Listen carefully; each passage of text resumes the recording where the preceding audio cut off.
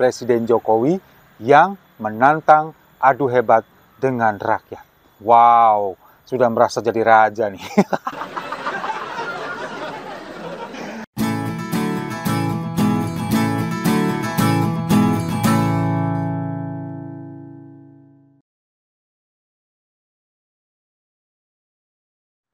Salam damai untuk Indonesia, berjumpa lagi bersama saya, Papa Dimas.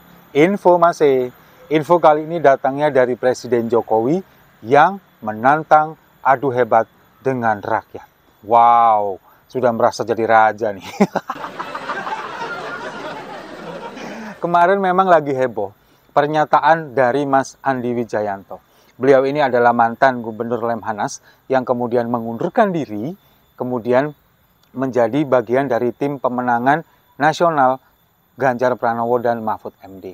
Kemarin ini kemudian melakukan podcast atau wawancara dengan Rifana Pratiwi dari Political Show CNN Indonesia, kemudian viral di media sosial. Nah, seperti apa? Kita simak dulu cuplikan videonya berikut ini.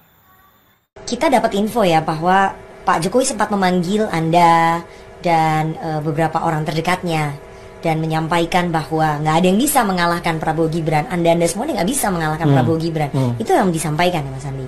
Iya, saat itu 2 hari sebelum pengumuman Gibran sebagai cawapres ya? Ya, jadi kira-kira Prabowo pasti menang, lalu PSI akan masuk parlemen, lalu yang nomor 3 suara PDI Perjuangan akan turun. Itu yang dinyatakan oleh Pak Jokowi. Jadi di situ kemudian Pak Jokowi mengatakan, kalian hebat kalau nanti bisa mengalahkan saya. Saya nomor 1-nya, Prabowo menang, saya nggak terlalu masalah. Masa nggak masalah? Serius, saya nggak terlalu masalah. PSI masuk parlemen, Anda masuk juga parlemen, masalah. saya juga nggak terlalu masalah. Tapi ketika Pak Jokowi mengatakan suara PDI Perjuangan turun, di situ saya masalah. Karena saya mengatakan, loh Bapak masih kader, dalam hati ya, Bapak masih kader. Kenapa kemudian membuat rencana untuk menurunkan suara partai sendiri? Nah, di situ kemudian ya saya harus beda. Pada saat itu Anda menyampaikan langsung ke Presiden? Saya diam saja. Oh, diam aja. Saya diam saja, mendengar, terus selesai, ya udah saya pulang. Cenderung tidak mengatakan apa. Presiden nggak menyampaikan alasannya kenapa beliau menginginkan 3 hal itu tadi? Nah, jadi kan memang ceritanya seperti yang disampaikan oleh Mas Andi tadi, bahwa ketika 2 hari menjelang penetapan Gibran sebagai cawapres Prabowo Subianto, Mas Andi ini kan masih menjabat sebagai Gubernur Lemhanas. Kemudian dipanggil oleh Presiden Jokowi, kemudian mengatakan bahwa kalian hebat kalau misalkan bisa mengalahkan saya. Saya yakin Prabowo Gibran menang, lalu kemudian PSI masuk parlemen, dan suara PDI Perjuangan akan turun. Padahal pada waktu itu, posisi Presiden Jokowi, bahkan sampai sekarang, masih kader PDI Perjuangan. Bagaimana mungkin seorang presiden yang mulai dari bawah, dari wali kota Solo, kemudian menjadi gubernur DKI dan 2 periode menjadi presiden melalui PDI Perjuangan, justru sekarang di akhir masa jabatannya justru akan menurunkan suara partainya sendiri. Ini kan luar biasa, di luar nalar kita.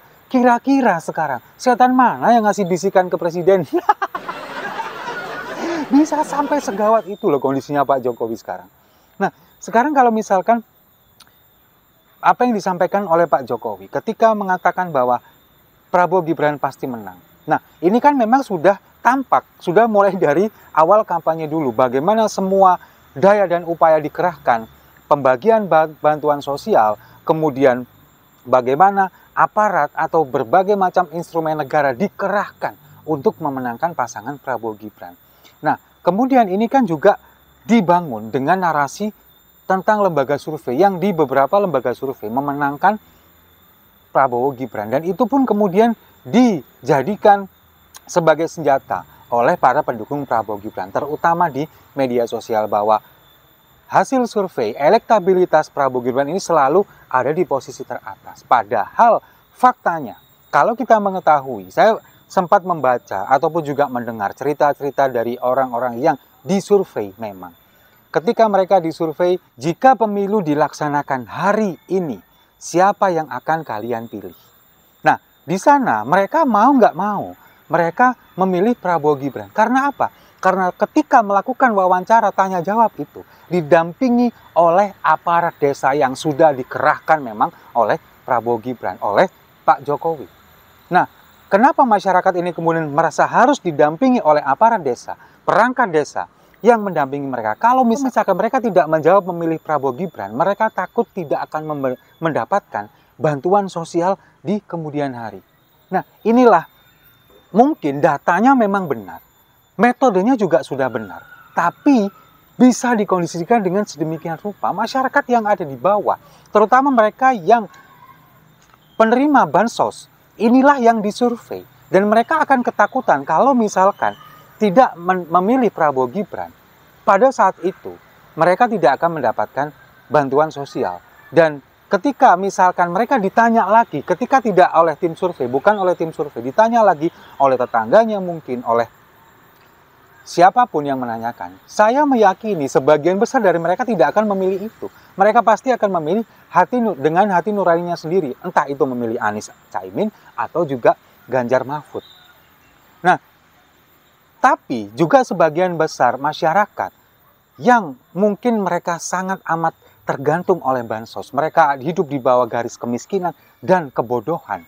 Mereka pasti akan, ya udahlah diterima aja, tinggal suruh pilih nomor 2 ya nomor 2, yang penting bansos tetap diterima. Nah, itulah yang kenyataan yang terjadi sekarang, bahwa pemerintah ini di bawah kepemimpinan Presiden Jokowi memanfaatkan kebodohan dan kemiskinan masyarakat, dipelihara terus demi untuk mendulang suara. Kurang jahat apa lagi coba?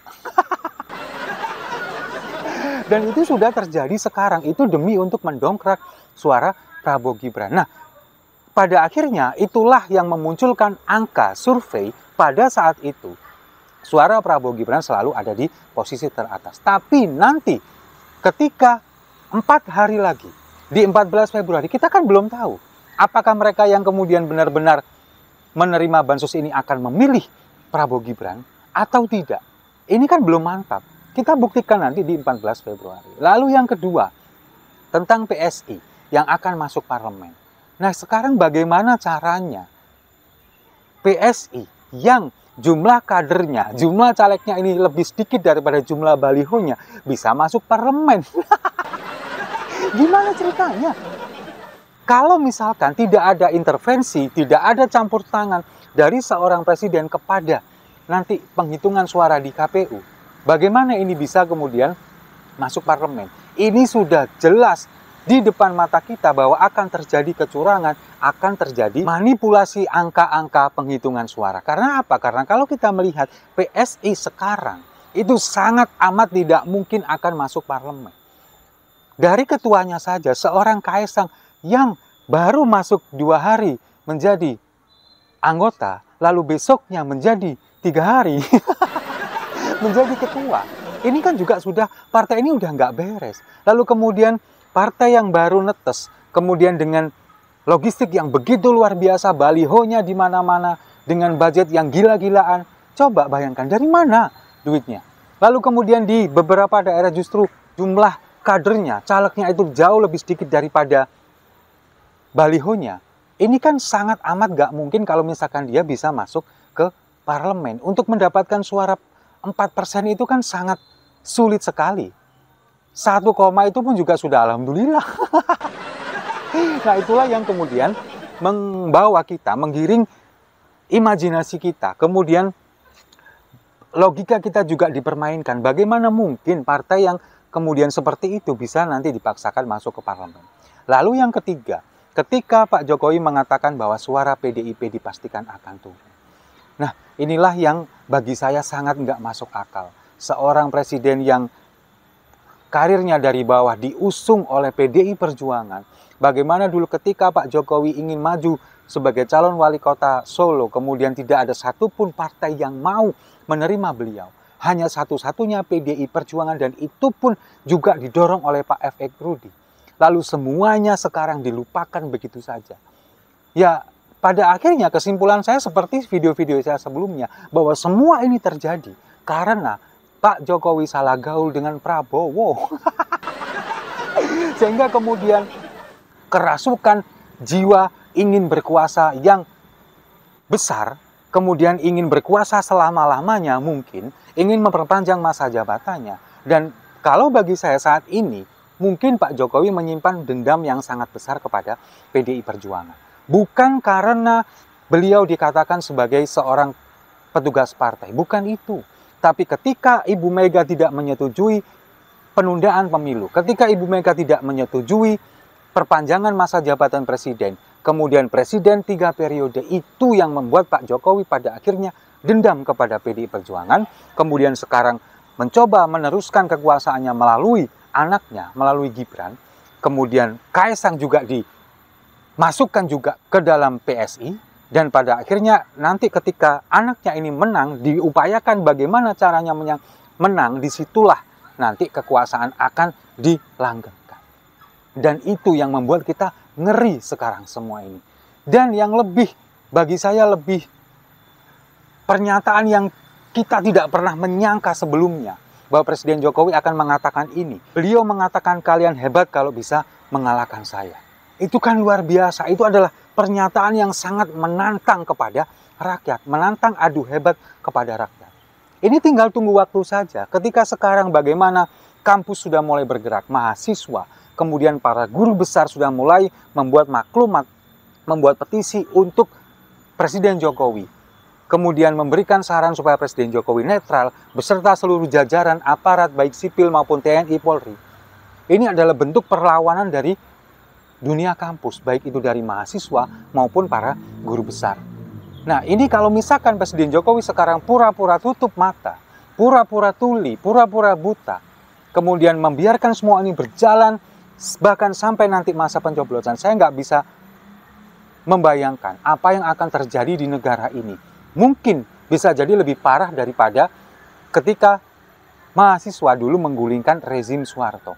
Ingat Pak Jokowi, Pak Harto yang berkuasa 32 tahun dengan berbagai macam yang sudah dilakukan, itu bisa digulingkan. Apalagi Pak Jokowi yang baru 2 periode. Dan kalau misalkan Pak Harto sekarang tahu, melihat kelakuan Pak Jokowi sekarang, kemungkinan Pak Harto sekarang akan minder. Setuju ya? Saya rasa itu. Terima kasih sudah menyimak. Jangan lupa like, komen, dan subscribe. Sampai jumpa di video-video saya selanjutnya. Happy Lunar New Year. Gong Sifa Choi.